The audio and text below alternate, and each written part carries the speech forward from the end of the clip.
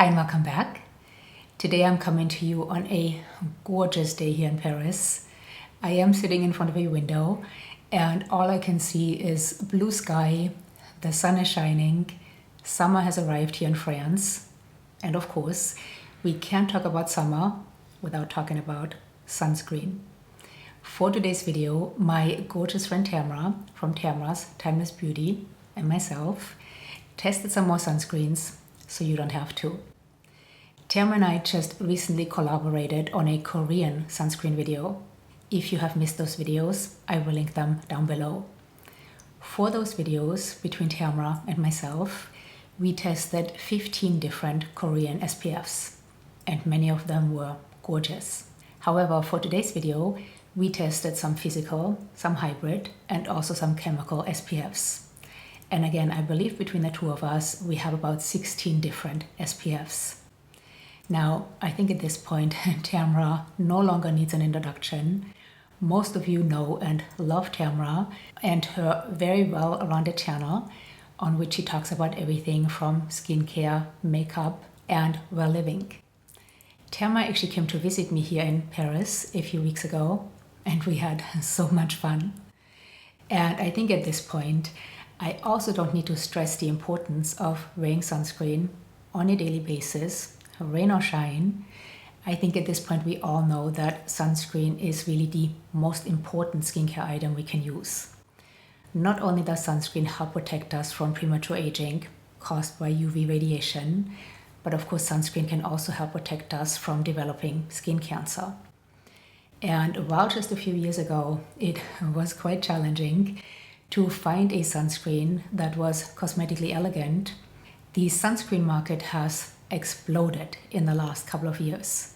And there are so many gorgeous formulations available now, hopefully allowing everyone to find an SPF they actually like to wear on a daily basis. Now, really quickly before we get started, I have talked about this in detail in other sunscreen videos, but in case you missed them, we want to protect our skin from UVA as well as UVB rays. UVA rays cause aging, UVB rays cause burning. Both of them, unfortunately, can cause skin cancer. On American sunscreens, the sun protection factor stated on the bottle only pertains to UVB protection. So to make sure that we get broad spectrum protection, meaning we get protected from UVA as well as UVB rays, we need to look for broad spectrum protection filters. In the United States, that is avobenzone and zinc oxide. Outside the United States, such as Korea and Australia, the PA rating lets us know how much UVA protection a particular sunscreen offers. A PA rating of 4+ is excellent UVA protection, versus a PA rating of 1+ is just somewhat good UVA protection. So let's get started. I'm going to start with the physical SPFs I have tested for this video. The first physical SPF is by Kosas, and this is the Dream Beam. 1.4 ounces sells for around $38.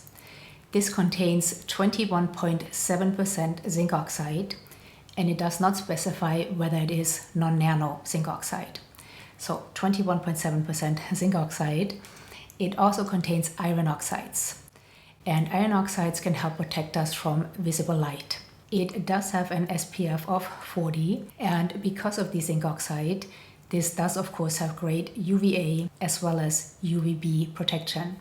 This also contains some mica, which gives the formulation a bit of a shimmer. It contains a ceramide, sodium hyaluronate, and hexapeptide 12, a peptide that can help strengthen the skin's barrier.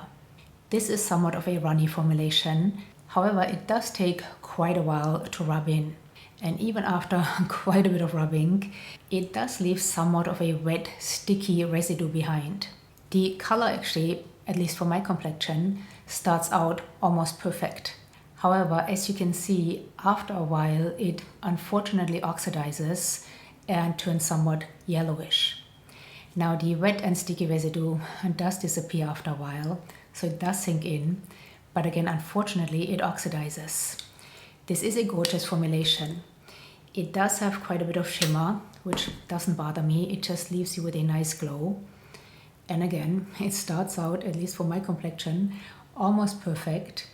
And if you have a different complexion, if you're a bit more yellow than I am, then this oxidizing might not show. But for me, unfortunately, this doesn't work. I really like the container. It's very easy to get the sunscreen out of here. This is perfect to throw in your purse, but again, unfortunately, it oxidizes. The next physical SPF I tested for this video is by Iris and Romeo. This is the Best Skin Days.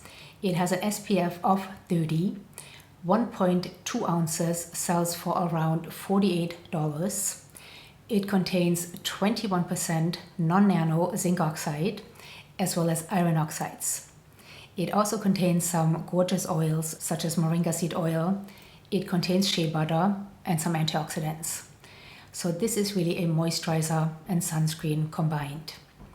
This does come in quite a few different shades. Unfortunately, I did pick the wrong shade, but it does sink in very easily without leaving a sticky or wet residue. The only thing I don't like about this, aside from choosing the wrong color, is that it leaves somewhat of a powdery finish, and I do like a glowy finish. It does, however, have a gorgeous whipped consistency. There is a faint but pleasant smell. So this is a gorgeous, gorgeous SPF if you don't mind a powdery finish. Again, I like a glowy finish. And again, this comes in a variety of shades. Next, let's look at a hybrid SPF. And it is this one right here by Violette. This is the Supreme Screen Hydrating Facial Sunscreen, and it has an SPF of 50 plus. 1.7 ounces sells for around $34. This contains 2 chemical sun filters, the first one being octinoxate, the second one Tinosorb S. Tinosorb S is one of the best broad spectrum protection filters available at this point. This also contains a hybrid filter, Tinosorb M, and Tinosorb M is also a broad spectrum protection filter. Neither Tinosorb S nor Tinosorb M are available in the United States. This is an Australian SPF.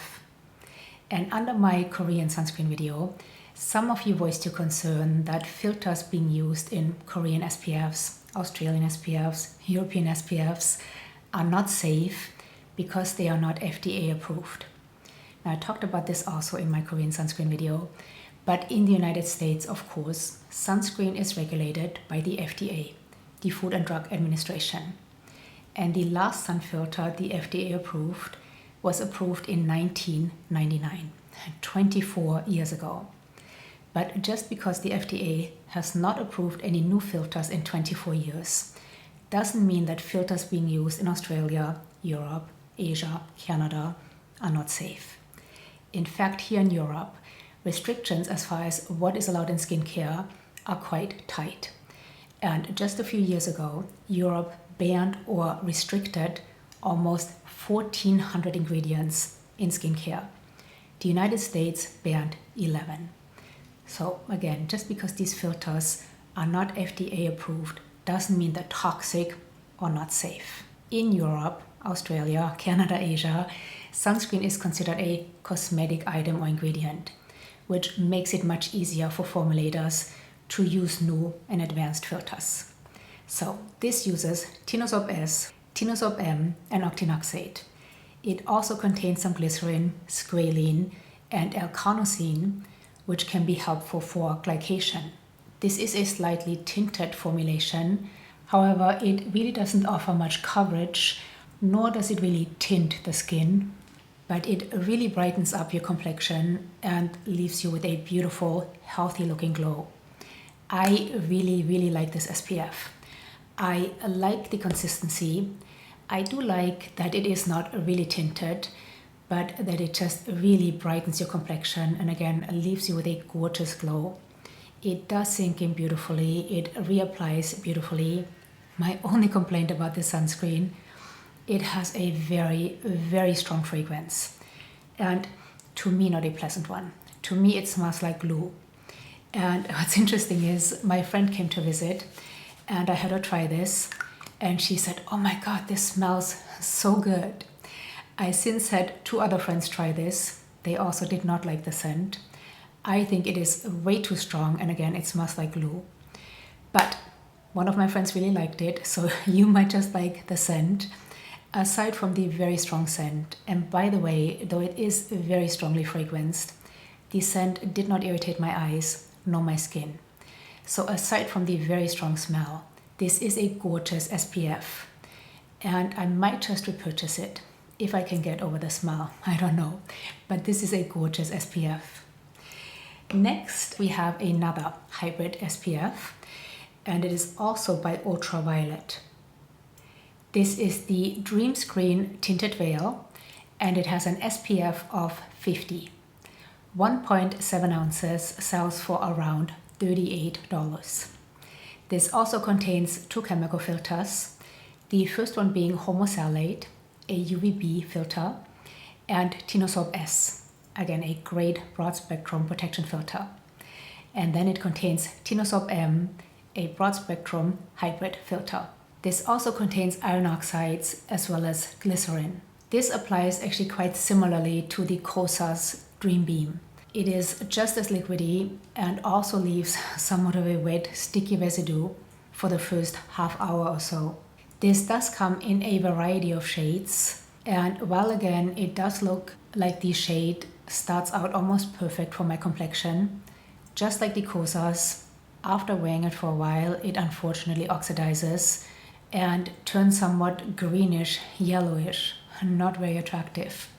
So while I do like the consistency of this SPF, and again the color really isn't too bad, this does come in quite a few different shades, but I do think the color is actually not too bad. It's a bit tan, but not too bad for summer. It does unfortunately oxidize, and it doesn't just turn yellow, it turns sort of greenish, not very attractive.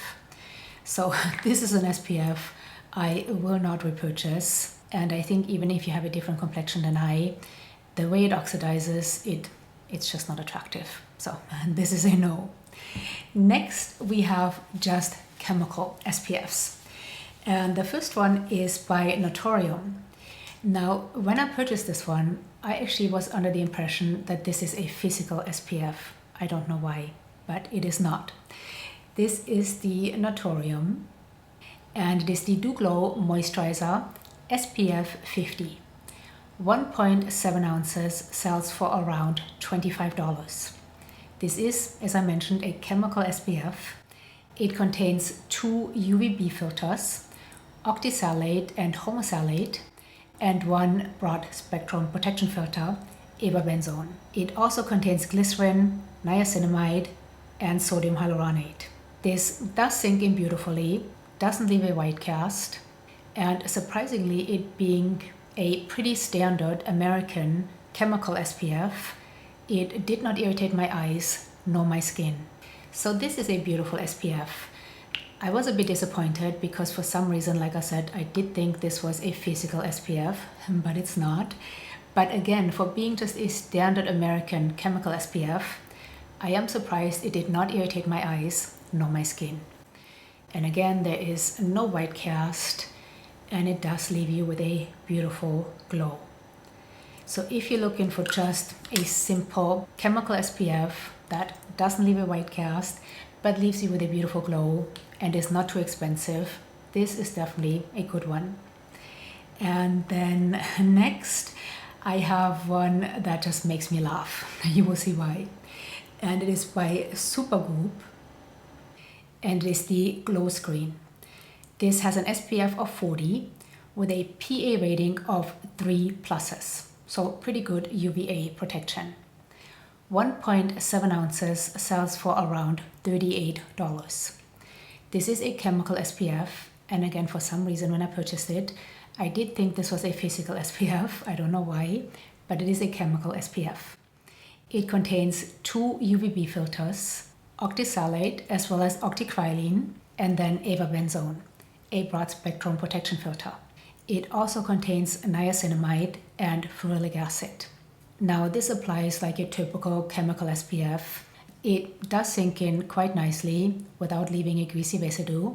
However, as you can see, I really look like I'm ready to go on stage in Vegas.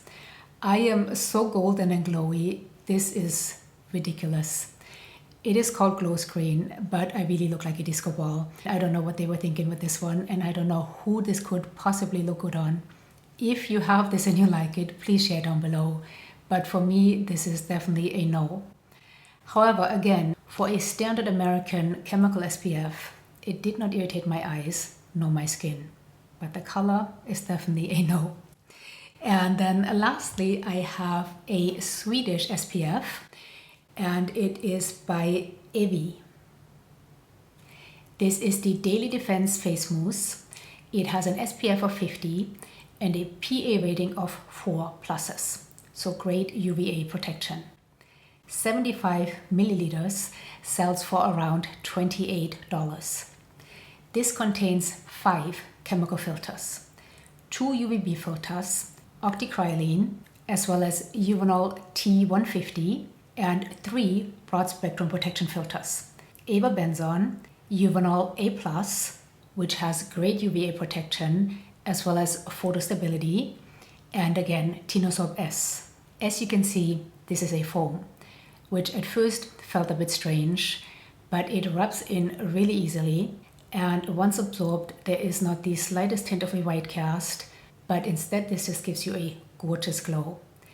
Now, I had heard great things about this sunscreen from several different people. The first time I heard about this, I think, was from Penn Smith. The reason I was hesitant to try it is because this is a foam, and I wasn't quite sure how much of it to use. But they do tell you on their website to use about a golf ball size amount. So, easy enough. This is really fun actually to apply. And again, while it is a bit strange at first that it is a foam, it does sink in very, very fast, doesn't leave the slightest hint of a white cast, and really leaves you with a gorgeous glow. It does have a very faint but pleasant scent. So this is an SPF I have really been enjoying. And actually this summer, for our summer vacation, we are going to Sweden. And I'm going to pick up quite a few of these. They do have different ones. They have one for the body and some different face ones. I'm not quite sure what the difference is, but I will pick some of these up and I will keep you posted. But this is one I have really, really been enjoying. And it having 5 different filters and 3 of them being UVA filters. This is some excellent, excellent protection. And actually I lied, I have another SPF right here, and it is by Trini of London. This is the BFF Cream Skin Perfector SPF of 30. 1.1 ounces sells for around $45. I was super excited to try this one, and they were actually sold out for a while. So as soon as I came back in stock, I ordered this one. This contains 5 different chemical filters: octinoxate, oxybenzone, ethylhexyl salicylate, which is a broad spectrum protection filter, octicrylene, and bemotisinol, which is also a broad spectrum protection filter. It also contains glycerin and dimethicone. Now this sunscreen, as you see, starts out white, and then it is supposed to adjust to your own skin tone. However, for me that didn't quite work out. I did go on their website and took the quiz to see what color would be best for me, and they suggested I get the medium, which this is. But as you saw, it does turn sort of yellow, and not only was the color not a good match, this sunscreen really stung my skin, and I couldn't wait to wash it off. It stung my skin, it burnt my eyes. This does have added fragrance. My skin did not like this at all, which is really unfortunate because, like I said, I was so excited about it, but this is not a winner for me. So these are all the SPFs I tried for this video. Not too many of them, unfortunately, are winners. I do really like this one. This is one of my favorite. I really, aside from the strong fragrance, really like this one. But the rest, unfortunately, didn't quite work out. Now, I do have some other sunscreen favorites, which I have liked for quite a while and I'm still loving. One of them is the Neova Silk Sheer 2.0. This is a hybrid SPF containing octinoxate, titanium dioxide, and zinc oxide. It does have a slight tint. This is a new tube. I have gone through probably 5 or 6 of these. It does have a slight tint, and it is a tiny bit light for my complexion. But what I love about this one, it is water resistant for up to 40 minutes. So this is an SPF I will use when I'm hiking, when I'm working out outside, when I'm going for a run or something. It doesn't ever run into my eyes, sting my eyes, irritate my skin, any of that. And while the tint is just slightly light, it really doesn't look too bad on my skin. So this is one I'm still enjoying, and this is, like I said, one I will use when I'm physically active. And then I'm also, of course, still loving my beauty of Joseon. I've talked about this one a bunch. This is, of course, a Korean chemical SPF. It is gorgeous. It is untinted. Let's try the other hand. It is untinted. It doesn't leave the slightest bit of a white cast. Sinks in beautifully. This one I have also used when working out, though it is not water resistant, at least it doesn't say so on the tube. But I have used it when working out, as well as when I went into a sauna. It didn't run into my eyes. It didn't sting my eyes. I love this SPF. I think I've bought 6, 7, 8 of them. I don't know. This is quite inexpensive and gorgeous. And then the last SPF I'm still loving. This is fairly new to me, but I have talked about this a bunch. This is also a Korean SPF, and it is called Aptosol. This is also a Korean chemical SPF. And I finally figured out how to get it out of the tube, because the tube is a bit silly, but I just roll it up and then it works quite easily. This is also untinted, and it is a bit more viscous than the Beauty of Joseon. But what I love about this one is the finish it leaves. It leaves you with this gorgeous glowy finish, and somehow I feel my skin looks plumper when I wear this one. So this is also a gorgeous one, which never irritates my skin or my eyes. So these 3 are definitely still favorites. And then this is a new favorite. This one, maybe, if I can get over the fragrance.